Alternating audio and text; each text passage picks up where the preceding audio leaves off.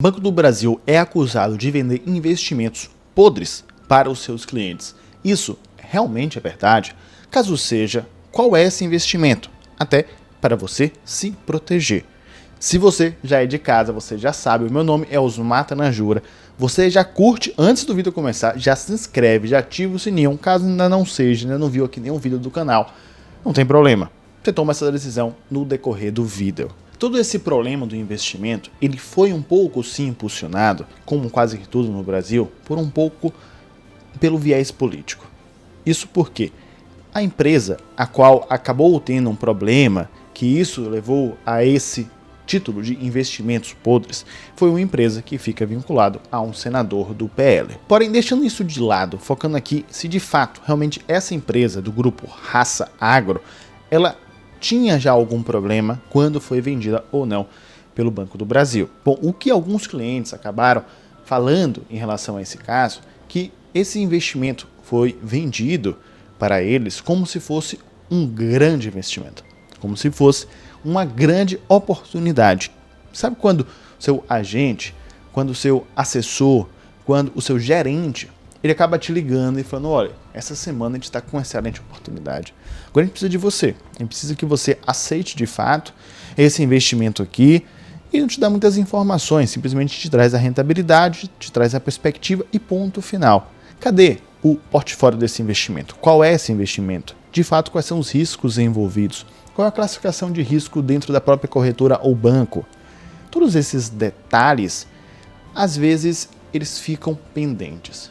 Eles, os gerentes e etc., vão acusar porque o brasileiro realmente tem uma baixa educação financeira. Muitas das vezes nem sequer sabemos fazer contas simples. E isso é uma verdade. Por conseguinte, a gente acaba confiando um pouco mais nas instituições para que elas nos orientem e tragam as melhores oportunidades. Inicialmente, esse investimento ele acabou tendo uma excelente rentabilidade, como visto no mercado, como até apontado pelos próprios investidores, que tiveram retorno na casa ali de 2 meses, mais de 1% aproximadamente de dividendos no mês e uma rentabilidade muito significativa. E isso acabou chamando a atenção de forma positiva. No entanto, a Raça Agro acabou, depois desses 2 meses, acusando que irá entrar muito provavelmente com uma recuperação judicial por ter mais de 300 milhões em dívidas. É um valor extremamente significativo para o ativo, não para o Banco do Brasil.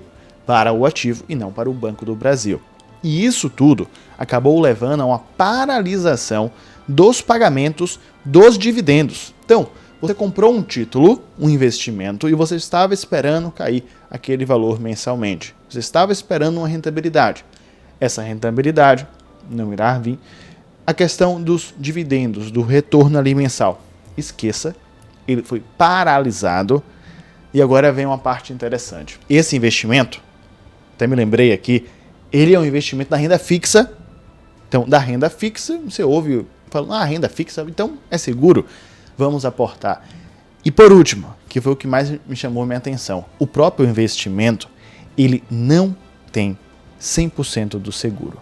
É um CRI. Um CRI, quando você compra, um CRI quando ele é formado, ele é vendido, ele é formado ali por uma securitizadora. Poderia entrar no detalhe aqui, mas de forma meio que geral para você. Essa securitizadora, no final das contas, acaba tendo esse ativo e somente 30% dele tem um seguro. Então os outros 70% não estão no seguro. E preste atenção, preste bastante atenção agora. Esse tipo de ativo no mercado financeiro é chamado de papel podre, de título podre. Não é nem um CRI, que nem eu falei, é um CRA. Mas eles são as mesmas coisas. A diferença é que o CRI acaba fomentando o setor imobiliário e o CRA do agro, que faz parte desse grupo. O que os clientes acabam acusando é que o Banco do Brasil acabou não os notificando que esse investimento era de alto risco, que era um investimento, olha que marketing perfeito, da renda fixa, que você terá uma excelente rentabilidade.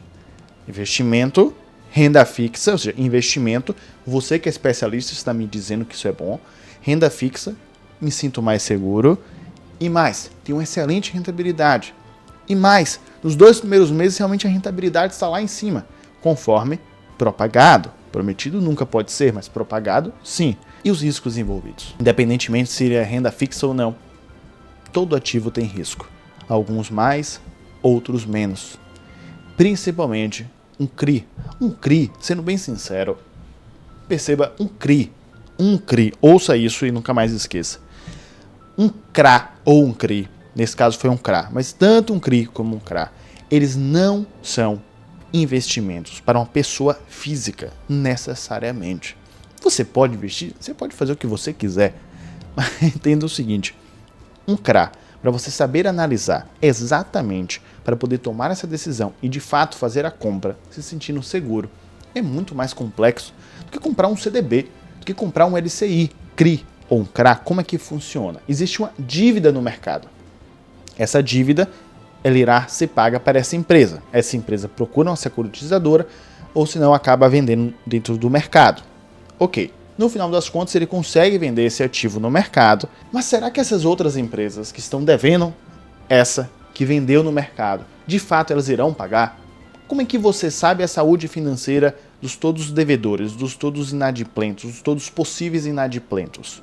Como é que você sabe? Você vai conseguir fazer análise um por um? Será que isso não é muito mais trabalho de um fundo de investimento que tem acesso a mais informações, que vai ter uma equipe de 40 pessoas que irão trabalhar todos os dias para poder buscar essas informações? Será que talvez seja você a pessoa que conseguirá fazer um trabalho hercúleo mais do que grandes casas de análises? Talvez não. Então, por questão de estatística de probabilidade, se você já não tiver muito patrimônio, já tiver diversificado bastante e não utilizar isso como mais um portfólio de diversificação, talvez seja mais prudente pensar em outros ativos da renda fixa.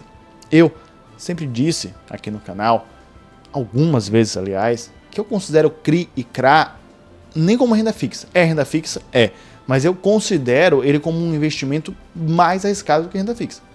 Quando eu penso em renda fixa, eu não penso nesses dois ativos, na minha opinião, ok?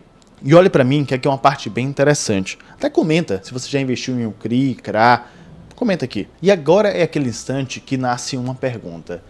Osmar, de fato, por que o Banco do Brasil está vendendo um título com essas peculiaridades e não acabou chamando a atenção, de acordo aos clientes, dos riscos envolvidos? Por que ele não vendeu um outro ativo, como um CDB, que tem um risco muito menor? Os clientes já estão mais familiarizados e tudo mais. Não é um ativo pelo outro ativo? O recurso financeiro não será custodiado também pelo próprio banco? Não é a mesma coisa? E não. Aí que está um detalhe. Cada ativo tem sua peculiaridade em relação à comissão e sua peculiaridade em relação a rebate também. Rebate é uma coisa mais técnica, mais mercado financeiro raiz. Mas de forma bem simples. Quando alguém te vende um ativo, um CRI, quem está te vendendo ganha mais do que vender um CDB. Ou seja, você acha que se eu quero ganhar mais, eu vou te vender um CRI, que tem uma rentabilidade maior, um risco maior também, ou um CDB, que tem uma rentabilidade menor, um risco menor também. Qual dos dois? Eu vou optar pelo lucro e eu vou acabar te vendendo o CRI. Eu sei que é meio chato, inconveniente, e não estou dizendo que eu faria isso, mas eu acredito que nem você também, que sempre deve existir um limite que eu não posso ultrapassar. Se o risco do meu cliente será muito mais alto do que ele tem de perfil, se ele não está entendendo o que eu estou propondo, não faz sentido eu propor, não faz sentido eu insistir para ele investir naquilo ali. Não tem sentido nenhum. Em contrapartida, se meu cliente sabe o que é um CRI, ele está disposto a fazer esse aporte, ele entende os riscos envolvidos, ele está fazendo isso por uma diversificação de portfólio e etc. Tudo bem, é a decisão da pessoa, do dinheiro da pessoa. Mas isso não é o perfil da maioria das pessoas que investem no Brasil. Não é esse é o caso. Portanto, preferencialmente, sempre quando for fazer algum investimento, procure alguém que você conhece, que já sabe um pouco sobre investimento financeiro. Pode ver algum vídeo ou outro no canal, um canal que você tem uma maior proximidade. Invista naquilo que você minimamente conhece. Se você nem sequer sabe o que é um CDB, por mais que um CDB seja mais seguro, ele começa a ficar inseguro porque você nem sabe as peculiaridades desse ativo. O mínimo de educação financeira você terá que ter. Até para não receber uma mensagem igual o Banco do Brasil mandou para os seus clientes, que eu vou te dizer qual foi, e se irritar mais ainda. Você acorda um dia, recebe uma ligação investe 1 milhão, 100 mil, 10 mil reais que seja, no CRI, 2 meses depois, existe essa paralisação dos dividendos, a empresa vai entrar em recuperação judicial, 30% do valor está segurado com o seguro.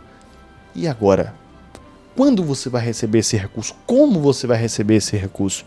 E para piorar, quando você manda uma mensagem para o Banco do Brasil, ele fala uma coisa que de fato ele tem razão, mas eu sei que o cliente não vai querer saber disso. Ele vai falar, olha, você tem que entrar em contato com a securitizadora. Não tem nada a ver comigo. Eu somente te vendi o ativo. Eu só fui uma parte. A partir disso aqui, já não é mais comigo. Os clientes estão acusando que o Banco do Brasil já sabia dos riscos envolvidos, que essa empresa estava passando por realmente essa inadimplência e não chegou a comunicar essa informação para frente. E não tem jeito, não adianta agora gritar, chorar, um cliente ou outro vai querer processar o Banco do Brasil, algo nesse sentido. Mas para você evitar todo esse problema, para que você possa ter condições de ter melhores opções, o mínimo do mínimo do mínimo, você tem que saber sobre educação financeira.